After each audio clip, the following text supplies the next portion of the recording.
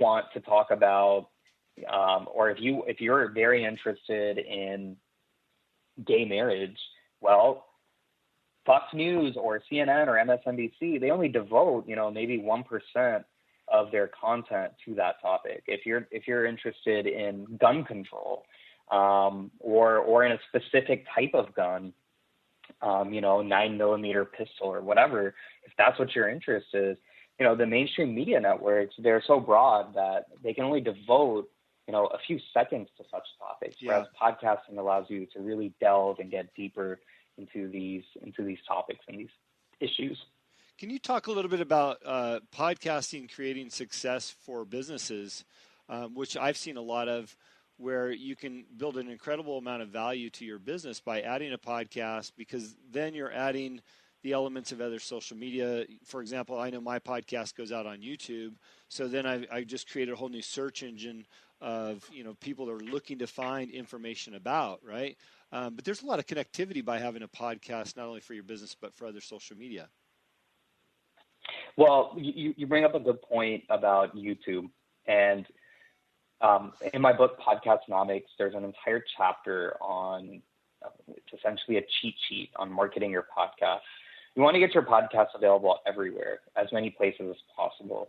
Not just iTunes, not just the podcast app, but TuneIn, Stitcher, Spotify, SoundCloud, and then, of course, YouTube. YouTube is one of the top 3 largest or top 3 most visited websites on the internet. After Google, YouTube is either number 2 or number 3. It keeps flipping back and forth, but Google owns YouTube. So you get your podcasts up on YouTube, and you can, if you get in touch with us, we can help you, with a lot of these marketing tactics and techniques. But because Google owns YouTube, you get great search engine optimization from putting your podcast up on YouTube, whereas you don't get any search engine optimization with your podcast, or you barely get any with your podcast just being up on iTunes.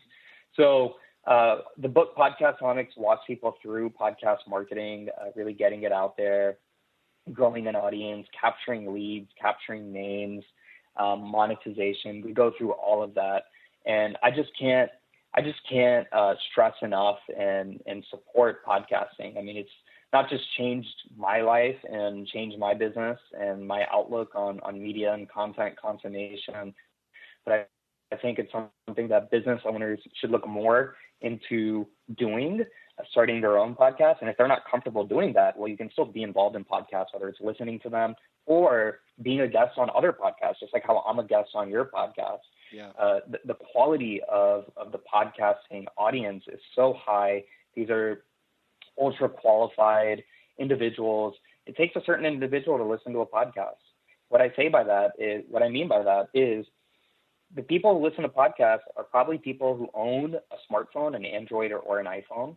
So that right there qualifies them at a certain level. It's people who, make enough money to pay for the iPhone and pay for the data, and who are technologically savvy and know how to use the device properly.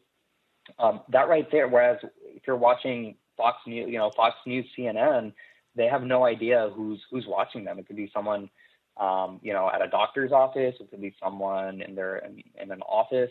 It could be someone just having it playing while they're cooking. They're not very active listeners. They're passive listeners. Whereas with podcasting, these are people who actually hit the podcast app, found you, hit the subscribe button, and are actively listening to you. That goes a very, very long way. And that's why I love being guests on podcasts, and I get great returns. I get good feedback. I get good search engine optimization from being a guest on podcasts. Yeah, no, I couldn't agree more. And I love your endorsement on the podcast, especially when I tool through your marketing website and all the other services that you offer there. But it's clear that you're very passionate about podcasting. What would you say runs a close second to podcasting in terms of the marketing world and some of the things that you guys are good at?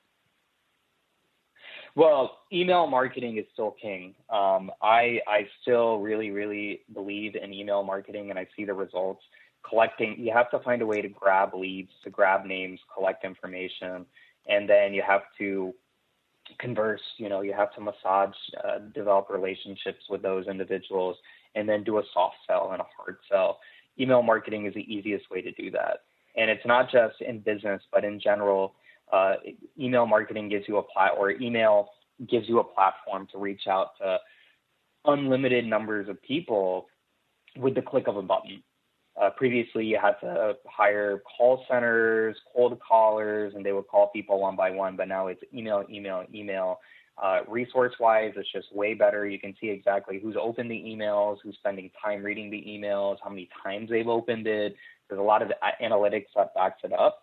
And so I tell people, no matter what your business is, you need to find a way to collect emails, whether you're a dentist, an accountant, an online marketer, an Amazon seller. You need to find a way to collect emails and converse with that audience. That's essentially your go-to, and it's still way stronger from an ROI perspective, still way stronger than social media, than Facebook ads, LinkedIn ads.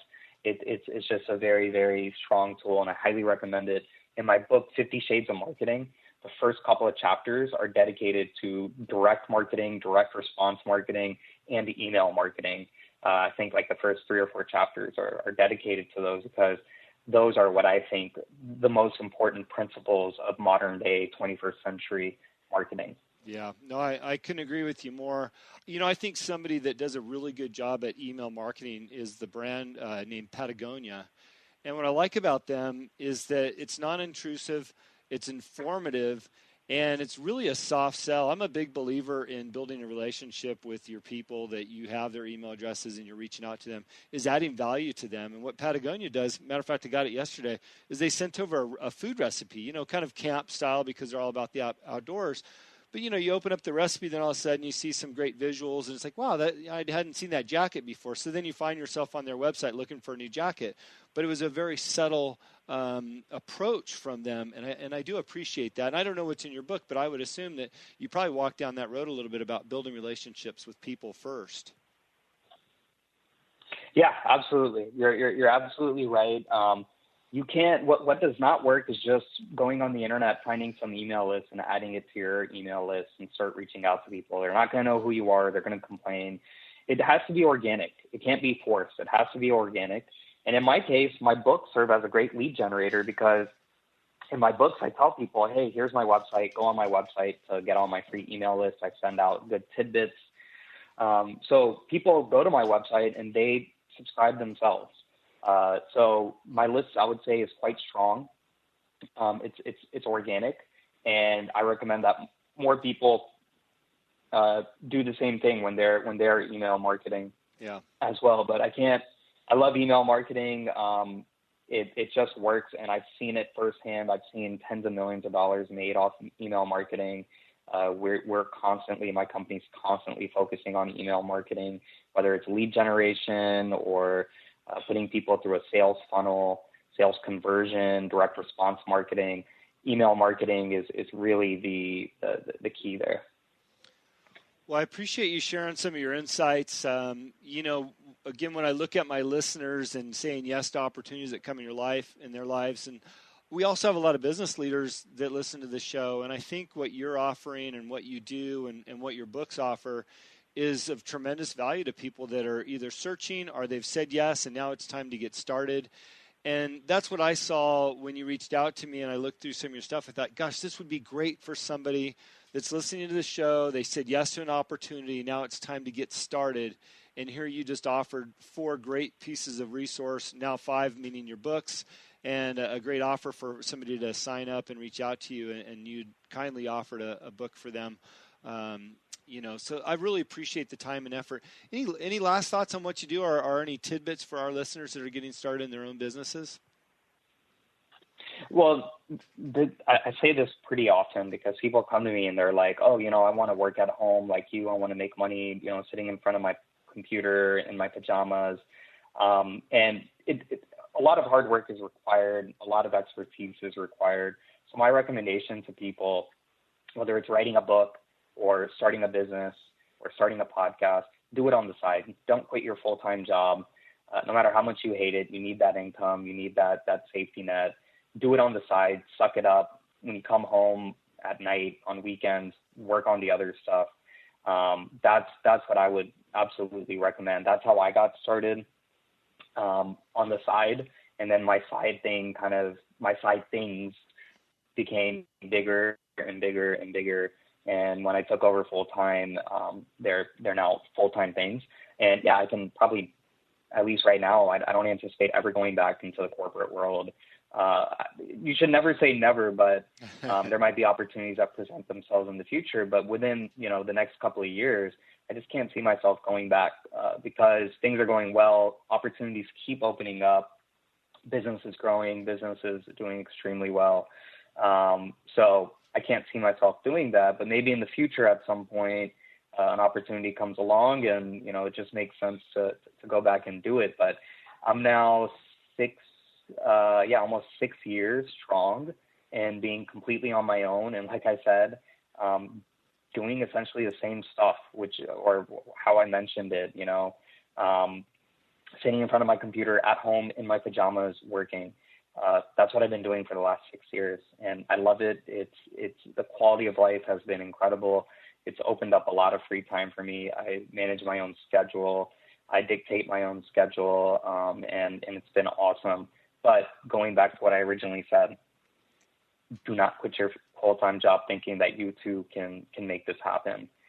Start it on the side and then work from there. Nothing happens overnight. It's a process. It takes time. You go through a lot of ups, but you go through even more downs, and you have to be ready for all that. Yeah, true. Eventually it comes down to just some good old-fashioned hard work, getting your hands dirty and pushing the envelope a little bit. And I would agree with your advice. Stick with your day job. Do the side gig until that surpasses your day job, and then you'll know you're ready, because I think sometimes people make that mistake. Thank you again so much for sharing your wisdom. Will you give us your website one more time and where people can reach you? Yeah, absolutely. So nareshvissa.com, get on my mailing list and shoot me an email. Tell me which book you want. I'll send you free copies. My agency's website, Krish Media and Marketing. The website is krishmediamarketing.com, KRISH, mediamarketing.com. You can also go on Amazon, type in my name, Naresh Vissa. You'll see all my books there. There should be 5 of them, I believe. So that's about it. If anyone has any questions, feel free to reach out, and that free book offer is certainly on the table. Thank you so much. I really appreciate it. Well, I don't know about you, but I'm going to add 5 more books to my reading list. I hope they're short, but they do sound impactful and interesting.